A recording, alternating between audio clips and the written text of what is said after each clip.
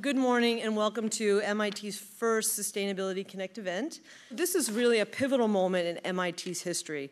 We're poised to renew and expand the campus with the opportunity to build and renovate to the highest building and energy performance standards using the most efficient design strategies while embracing new technologies addressing system-wide opportunities such as stormwater and land management and advancing sustainable design standards. We're striving to redefine sustainable transportation, that's a shout out for Larry, and for an institute that already boasts a high percentage of single occupancy commuters today. And is Dick in the audience? Is he here yet? Well, I may have to repeat this later on when he gets here because I sat and counted, and today is day 190 of the construction of the MIT Nano Building, which is on track to being LEED Gold certified and positioned to be the most energy efficient clean lab facility in the country, and that's been some good and hard work from that team.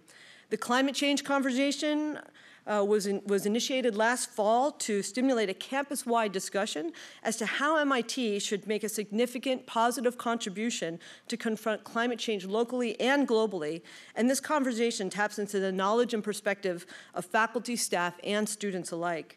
And the Innovation Initiative was also launched, which targets MIT's ability to solve a range of critical challenges in energy, the health of the planet, human health, and beyond.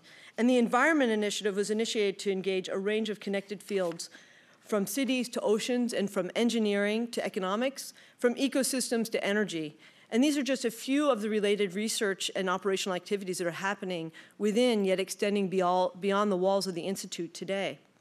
And this morning, you're going to hear from faculty and staff involved in each of these initiatives and how they advance MIT's ambition to create game-changing sustainability solutions both on and beyond our campus. But there's more, because MIT is embedded in a community fabric that is committed to sustainable community development. Cambridge is one of 10 communities participating in the Eco District's Target Cities program, which is designed to amplify and accelerate district-scale community engagement and create replicable models for next-generation urban revitalization. And many of us in this room are working tirelessly to shape this initiative. We have been working with the Cambridge City officials and residents, together with representatives from Harvard and the development community, on grappling with the definition of and what it would take to actually achieve a net zero emissions community. And lastly, the City commissioned one of the most comprehensive climate vulnerability and resiliency studies in the country to inform future growth and development throughout the city. And you will learn more about the findings of this, the unveiling of some of this data this afternoon. And so it's our turn now to grapple with what we do with this new knowledge, along with the embedded uncertainty within these findings as we work to inform our own decisions into the future. You know, we launched the Office of Sustainability just 18 months ago on a platform to position ourselves as a bridge between many of the initiatives that I just referenced and to really be a facilitator of a process moving forward. And so we launched on this platform of aiming to transform by creating a new and powerful model for sustainable innovation. We launched on a platform that strives to generate a new path forward by responding to unprecedented challenges of a changing planet and an educational landscape. We launched on a platform of innovation and how it can be one that can be created, but also we have to prove ourselves all along the way. And we have no doubt, we know that MIT is positioned to pioneer this way forward. And our opportunity is to create new metrics and new standards in building performance, ecosystem services, education, research, and systems thinking. So at MIT, we have the opportunity to embrace our ability to be a scalable laboratory in which to devise, pilot, implement, and evaluate the best sustainable urban strategies of today and the emerging next-gen strategies for tomorrow. We're positioned to advance the science of climate change and its consequences, understand the impact of climate change on human health, build and test new energy models, develop and test carbon-free technologies such as solar, wind, geothermal power, but also find more efficient ways to use carbon-based fuels through improved building materials design, as well as improved vehicle and power plant technologies. And a commitment to sustainability is a long-term one. This is a really important point. People want this to always be a definition. But what we bring to this as an office is we have to recognize and understand and consciously assess our priorities along the way, which at times can be perceived at odds with one another. And that's the engagement I've had with most of you around this room in the meetings we've sit in with these working groups. And it's the interactions between human health, environmental quality or environmental degradation, and of course, fiscal responsibility. And these are complex, and it requires us to think deeply about how we ensure the growth of our human potential while maintaining the integrity of the natural systems that support it. So the role of the Office of Sustainability is actually not to convince all of you to install as many kilowatt hours of solar power panels as possible and have all of you riding a bicycle to and from campus, though related recommendations may emerge. But rather the role of our office and a commitment to becoming a leading sustainable institution is to build the institutional capacity. And it's a capacity that enables us to understand and develop structures to ensure the MIT community, including each of you, can swiftly and comprehensively identify, analyze, and implement decisions that both serve us today and enable us to thrive in the future. So keep that in mind today as we jump into these recommendation phase. We're not urging to just jump into the solution. We have to understand what's the capacity, what are the trade-offs that we're considering, and how do we continue to keep this moving forward. But then we need to measure our impacts and develop the most reliable and comprehensive metric system possible and return again to the beginning of the process so we're continuously improving, and learning, and improving again. So I want to also share this with you as a model, as a visual aid to bring into your working group discussions today. And this is a commitment to sustainability is also a commitment to understanding and orchestrating these nested impacts. So when we frame and debate what is possible, we're considering the fiscal, environmental, and human health impacts at varied scales.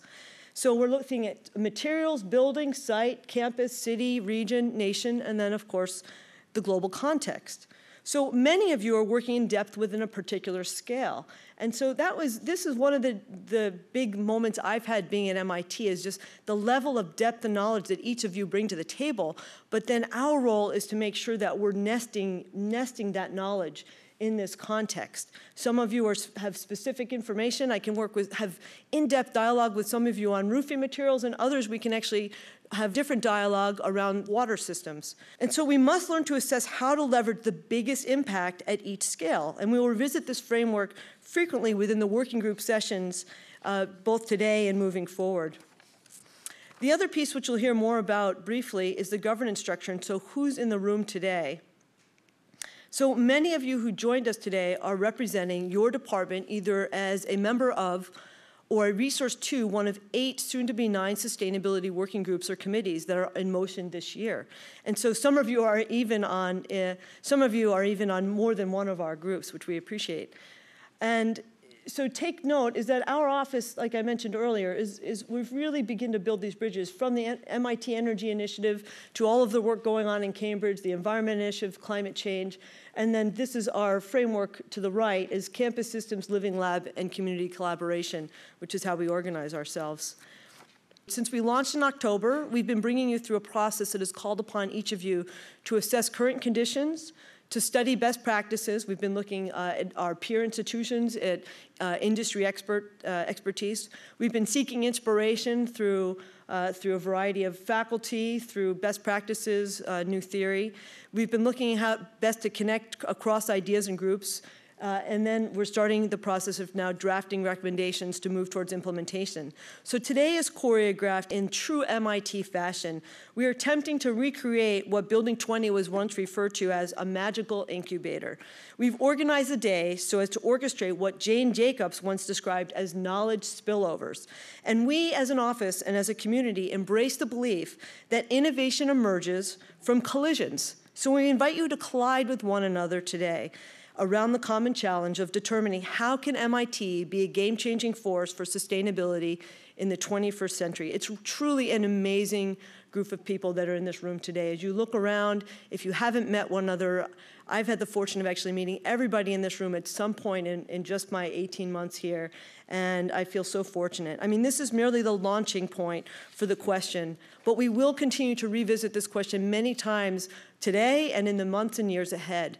And we are truly on this path and committed to becoming one of the leading sustainable campuses in the world. It's an ambitious vision, I know, but it's one I have no doubt we will be able to achieve. I've only been at MIT, I know, 18 months, but I now have the MIT spirit.